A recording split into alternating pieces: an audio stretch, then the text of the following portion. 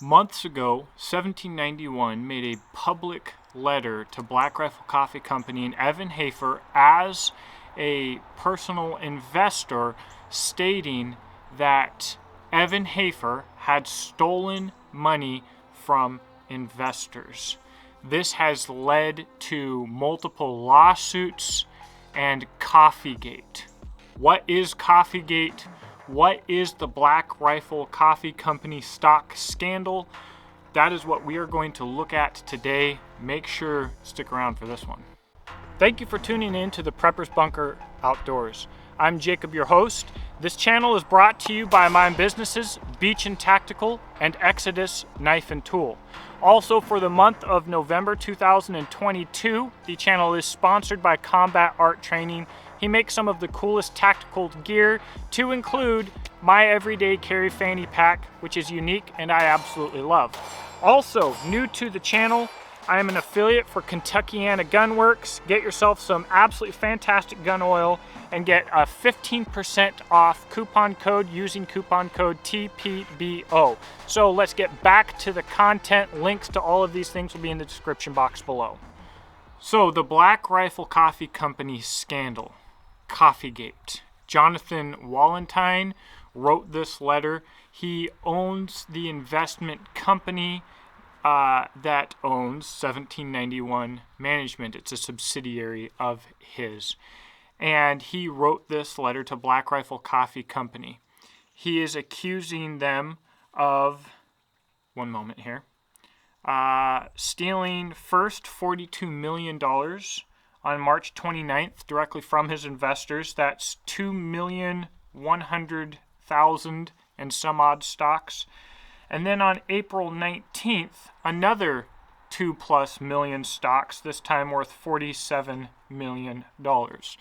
In a 3-month period, the value of Black Rifle Coffee Company went from $7.3 billion to $2.5 billion, a $4.8 billion drop.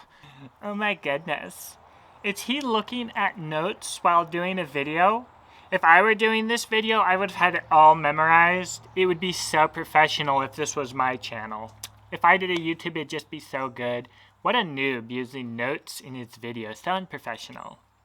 So the accusation here is that Evan Hafer had played a role in this decline. As CEO of the company, he was not acting in the best interest of his investors, and he pulled this money illegally. Now, when this letter was first released, a lot of people like me and a lot of the other people that cover Black Rifle Coffee Company didn't necessarily understand what it meant. It looks really bad, but how did he do this? How is it illegal? What does it mean? I reached out to Jonathan Wallentine. I got him to do 2 podcasts actually on this channel. I'll link those up here. And he explained it to me. If you own a stock, you got to understand that you're a fractional owner in a company. And so in any company, even if it's private or public, you own, let's just say the company is divided up into fourths. So you own 25% of the company. Effectively, what they did was they changed the terms after the deal. So if you own 25% of all the net income for the company, effectively what happened was they then went and changed it so that now you only own 12.5% of the company. They took the other 12.5%, which was your 12.5%, right? Because you initially started with 25%, Right. which is what you agreed to. Well, they took 12.5 of it, they sold it, they got cash for it, and you're only left with 12.5%. When the agreement was that you were supposed to have 1/4. Right. So basically, there originally was 4 stocks, and he just pulled new stocks out of thin air out of your share of the company. And now Correct. there's not just Correct. 4 stocks, there's 10 stocks or more. Yep. Like this is making even numbers. So there was, if you have a private company and there's a total of 4 partners, 4 owners, everyone owns 25%. And the 3 partners just got together and just said, you know what? Let's actually take 12.5, which is 1/8 of Jacob's piece, and let's go sell it and divide up the money. They sell it, they got the cash, they each still own 25%, the other three people do, but Jacob, you only get stuck with 12.5%. Right. They end up with their 25% and the money. Which, first off, thank you, Jonathan.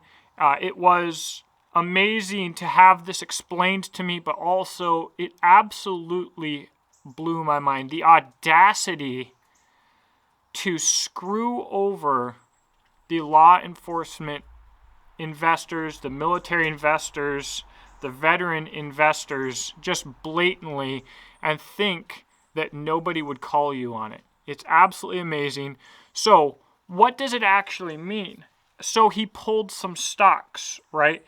In their contract, it states that they will not pull stock until they've traded over $20 for 20 consecutive days. What does that mean? What did they actually do? Here's an excerpt from the podcast. Okay. Evan Hafer pulled 2.1 million stocks. Those stocks didn't come out of thin air. They just divided the company into smaller pieces, and he took a bunch of it for himself right out of his investors' pockets. Won't that really negatively affect the value of the stocks that these people have already purchased, their piece of the company? Certainly it will. But it takes a little while before the market to actually figure out, exactly what happened. And so, like you said, will it negatively affect? Of course it does, because Black Rifle's share price was at $34 a share. Now you can cut that down because I think it can't even be above $7. I think it closed at $6.54 today. So when they did that, but the idea is that when they took that fraction from the public, they know it's going to go down, but they can sell it off to somebody else and take in the cash, in which case it doesn't offset itself. Right. They end up with cash. And so even though the value of their existing stock went down, their total net worth is still larger. So now with you saying that, okay, I want to use a pizza analogy. There's 10 pieces of pizza. I own 4. By pulling 2.1 million stocks, he just took a 10-piece pizza and chopped it into 1 million pieces. And you owned 4 stocks before, but now your 4 stocks are a very small piece of pizza. And even if the value of it plummets or takes some time to plummet, there's still a lot more stocks there, which he had taken. But now he has the ability. You said it takes a while for the market to correct, I think. So wouldn't that be like what they call a pump and dump? Yeah, effectively, a pump and dump is really just a general term for the insiders, the people that know more. So, and by the way, if you own a company, right, and you're not an active manager of said company, and you're just an investor in the company, who do you think knows more about the company? You just own the company. But to be honest, your people taking phone calls from clients, your customer service, your sales team, they all actually know quite a bit more about you do, even if you are the owner of the company. Right. So a pump and dump is basically it's a general term, but what it means is that management, the people that know the most about the company, they know more about the company, and then the owners of the company, which is the public, will essentially go and get their stock price high by effectively lying to the public. And then they sell all of their shares before the drop happens. So, March 29th, Evan Hafer pulls 2.1 million stocks. March 29th is the first day that Black Rifle Coffee Company traded over $20. They weren't supposed to pull any stock until they had, again, had over $20 value for 20 consecutive days in a 30-day period. On day 1, he pulls 2.1 million stocks. Then April 19th, he pulls another 2.1 million stocks. And you literally see the value of these stocks crash and plummet right after that point. And what's so terrible about this, and what it actually means. As you already saw, I didn't understand what it means to pull stocks. What does it mean that he pulled 2.1 million stocks? I don't understand why this is important. So all of these people had agreed to buy a certain percentage of the company for a certain price. Evan Hafer just chopped every little portion, every stock into a smaller piece, which means every single person who bought a certain percentage of the company, he just took a percentage of their percentage without any repayment. So he literally, people bought into the company and he stole the company from them that they'd already paid for. He stole a large portion of that back from them, which had this huge value. He stole over, $90 million, this huge value, which he can then liquidate or do with as he wishes before the stock market price levels out and goes down to what each individual stock, which is now a smaller percentage of the company, is actually worth. And I think that this is a really big deal because, as you probably know, since they went public, you now see Black Rifle Coffee in all of the Walmarts. You see it in gas stations, etc. And I said in earlier videos that the reason that Evan Hafer made sure that he distanced himself from Kyle Rittenhouse, the reason that Evan Hafer invited the New York Times to come do an article on Black Rifle Coffee and then used that article to bash conservatives. The reason that he did all of this, besides the fact that according to his financial political contributions, he is a Democrat, the reason that he did all this was to give himself separation from the conservative consumer base that he had already locked in. And so we have Black Rifle Coffee on the shelves everywhere, right? But time and time again, at Walmart, at gas stations, I see the coffee section wiped out and Black Rifle Coffee fully stocked. So I think Black Rifle Coffee has not yet become mainstream enough for people to immediately understand what they are or to care, or what they're advertising themselves to be as a antithesis, as a protagonist, I guess, to Starbucks. People don't even realize that. People don't even know who they are. The average person isn't even buying from them. But that's what they're going for. When you become a household brand, you've made it, right? So it's not quite selling there yet. They're still working on that. They still need to be pushed by mainstream media more, most likely, but their core audience is still in gun shops. And so the gun industry is crazy. Sales go up, sales go down. It's feast and famine. Who knows what politics are going to do to gun shops, etc. But a consistent seller and moneymaker for these gun shops has been Black Rifle Coffee.